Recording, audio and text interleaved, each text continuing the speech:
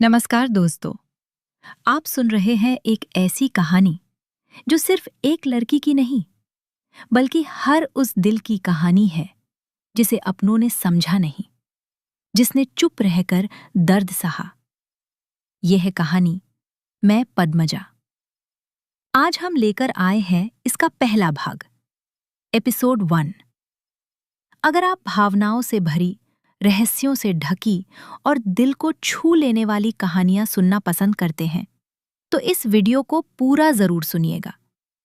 और अगर आप हमारे चैनल पर नए हैं तो चैनल को सब्सक्राइब कर लीजिए ताकि इस कहानी के आने वाले सभी भाग आप तक सबसे पहले पहुंचे। तो चलिए शुरू करते हैं। मैं पद्मजा, भाग 1। 1989 का साल।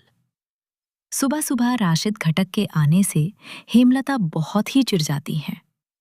वो बार बार साफ कह चुकी हैं, पद्मा की शादी मैं अभी बिल्कुल नहीं कराऊंगी। पद्मा को बहुत पढ़ाना है। फिर भी राशिदुद्दीन हर हफ्ते एक नया रिश्ता लेकर आ जाता है। लड़की की उम्र ही क्या हुई है, सिर्फ 16 साल। शमसुल आलम की बेटी की शादी 24 साल में हुई थी। पद्मा की शादी भी तभी होगी, पद्मा की पसंद से। हेमलता राशिद को देखकर भी अनदेखा कर देती हैं। राशिद आंगन में एक थूक फेंकता है और फिर हेमलता से कहता है, समझ रही हो पद्मा की मां, इस बार जो रिश्ता लाया हूं बिल्कुल खरा हीरा है। हेमलता झुंझलाए हुए स्वर में जवाब देती हैं, मैंने अपनी बेटी के लिए कोई रिश्ता नहीं मांगा। फिर बार बार आप क्यों आते हो? जवान लड़की को घर में रखना ठीक नहीं। लड़की मेरी है, समझने का हक भी मुझे ही है। हेमलता की आवाज में चिढ़ साफ झलक रही थी। राशिद बहुत कोशिश करके भी बात नहीं बना पाया।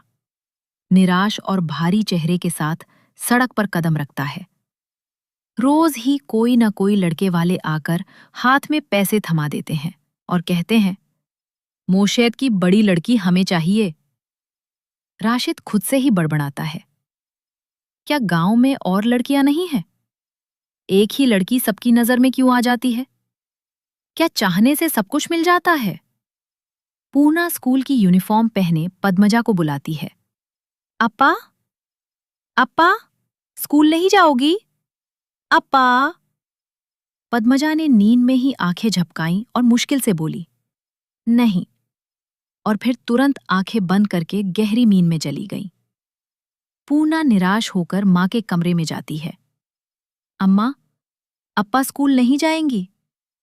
हेमलता बिस्तर झाड़ते हुए पूना को सख्त नजर से देखती हैं और गुस्से में कहती हैं, जाएंगी या नहीं, जाएंगी कहना सीख। पूना ने सिर झुका लिया।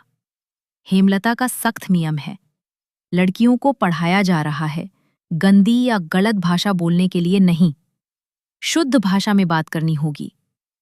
पूना का सिर झुकता देखकर हेमलता को तसल्ली मिलती है। उसकी बेटियां नियम और अनुशासन समझती हैं, बहुत ही आज्ञाकारी हैं। वो बिस्तर झाड़ते झाड़ते कहती हैं, पद्मा की तबीयत ठीक नहीं, पूरी रात पेट दर्द से रोती रही, रहने दे, सोने दे। पूना का किशोरी मन समझ जाता है कि पद्मजा किस दर्द से रो रही थी। वो रात ननिहाल में थी, इसलिए उसे पता नहीं था। सुबह सुबह ही लौट आई। ननिहाल 5 मिनट पैदल है।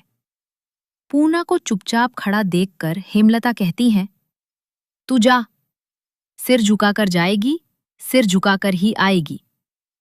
अच्छा अम्मा। पूना कमरे में आकर आईने के सामने खड़ी हो जाती है। खुद को गौर से देखती है। फिर पिछले महीने मेले से लाई लाल लिपस्टिक गाढ़ी लगा लेती है। 14 साल की पूना को आजकल सजने का बहुत मन होता है। हेमलता सजा धजा कर स्कूल जाना पसंद नहीं करती, इसलिए पूना ने पहले कभी लिपस्टिक नहीं लगाई थी। 3 की दीवार पर टंगी लकड़ी की घड़ी में सुबह के 10 बज गए। फिर भी पद्मजा नहीं उठी। हेमलता लड़कियों के कमरे में जाती है। पद्मजा दोनों हाथ मोड़कर सो रही है। खिड़की के पर्दे से आती हल्की नर्म धूप के स्पर्श से पद्मजा के मुलायम पतले होंठ और गोरा चेहरा चमक रहा है। हेमलता बिस्मिल्लाह कहकर 3 बार बेटी के जिस्म पर फूंक मारती हैं। बड़े बुजुर्ग कहते हैं, माँ की नजर ज्यादा लगती है। नजर उतारने के लिए बिस्मिल्लाह कहकर फूंक देनी चाहिए। हेमलता का मन पद्मजा की नींद तोड़ने को नहीं चाहता, फिर भी प्यार भरी आवाज में बुलाती हैं, पद्मा, ए पद्मा। पद्मजा आंखें खोलकर मां को देखती है और तुरंत उठकर बैठ जाती है। जिस दिन उठने में देर होती है, उसी दिन हेमलता उसे जगाती हैं। पद्मजा शर्मिंदा सी आवाज में पूछती है, बहुत देर हो गई है अम्मा। कोई बात नहीं, मुंह धोकर खाने आ जा। पद्मजा जल्दी से नल के पास जाकर ब्रश करती है, मुंह धोती है। हेमलता एक टीचर की बेटी है, इसलिए उनमें नियम कायदों का असर ज्यादा है। बेटियों को सख्त नियमों में रखकर बड़ा कर रही हैं।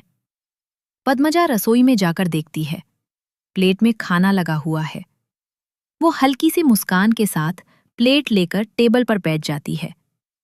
तब हेमलता आती है। पद्मा तुरंत दुपट्टा सिर पर रख लेती है। ये हेमलता का एक और नियम है, खाते वक्त सिर ढककर खाना। पद्मजा चुपचाप शांत अंदाज में खाने लगती है। हेमलता प्यार से कहती हैं, जल्दी क्यों खा रही है? मुंह धोते वक्त बाल गीले कर आई है। खाने के बाद धूप में बैठकर बाल सुखा लेना। अच्छा अम्मा।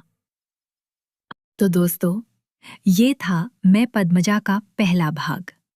एक मासूम लड़की जिसके जीवन में पिता तो हैं, पर उनका स्नेह नहीं। क्या सच में पद्मजा की जिंदगी में कोई गहरा राज छिपा है? क्यों उसके अपने ही उससे दूर है? और आगे उसकी जिंदगी कौन सा मोड़ लेने वाली है? इन सभी सवालों के जवाब मिलेंगे अगले भाग में। अगर आपको ये कहानी पसंद आई हो तो वीडियो को लाइक जरूर कीजिए और कमेंट में लिखिए, मैं पद्मजा पार्ट 2 जल्दी लाओ। और हाँ, अगर आपने अभी तक चैनल को सब्सक्राइब नहीं किया है तो अभी सब्सक्राइब कर लीजिए, ताकि इस कहानी का अगला भाग आप मिस ना करें। पूरा वीडियो सुनने के लिए दिल से धन्यवाद। मिलते हैं अगले एपिसोड में एक और भावनात्मक सफर के साथ।